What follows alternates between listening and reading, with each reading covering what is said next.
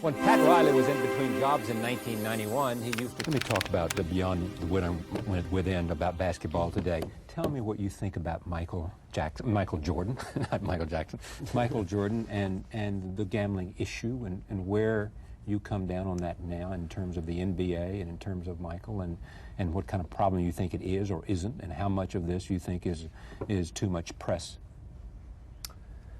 Michael Jordan simply is the very, very best at what he does in his industry. No question. Without a doubt. And I think everybody knows that there is always somebody in some industry. Is he the best ever?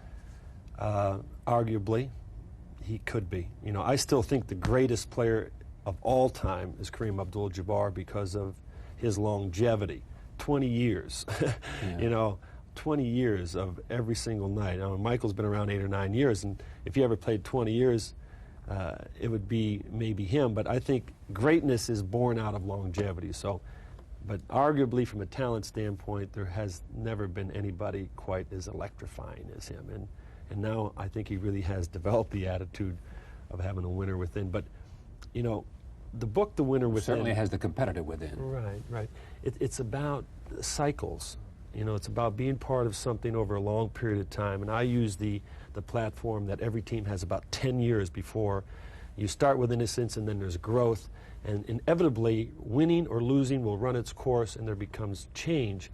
Michael is in the middle of that process right now. He's going through these cycles. They've gone through the innocent climb. They've gone through the adversity. They've gone through the wounds that they suffered to Detroit, that they gained strength and character that has allowed them to win 3 championships in a row. And now they're at a point now where there could be some change coming. But what happened with Michael is that he is a phenomenon that captured the imagination of the world.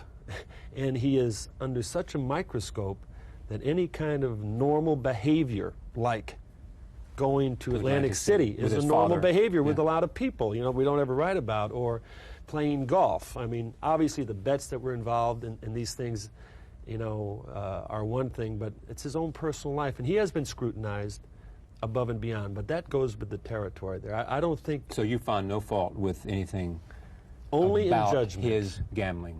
Only in judgment. Only in judgment. And I think until... What does that mean, only in judgment? Well, there's a great Indian saying that says that don't ever judge anybody until you walk in his moccasins, right. Okay? And until anybody has ever been in Michael Jordan's moccasins and the kind of pressure and competitive industry that he's in and what he is asked to do... They can't raise questions about him unless they walk in? No, they can ask questions about him, but I don't think they should judge them above and beyond. Right. That's the point about the media. The media today is an animal that has to be fed every single day, and if you don't feed it the right things, it's going to write whatever it wants. Now, you're telling me. You are that. But think about it. While there's constant change, there's this tremendous change. The media for years and years have been talking about, well, why is America behind the Japanese or other European countries when it comes to product? There's such a cultural change when it comes to quality. And when you change quality in America, you change the culture, and when you change the culture, there's tremendous change within the individual. And so while their failure message is running rampant about how bad things are, we are going through a dramatic change right now.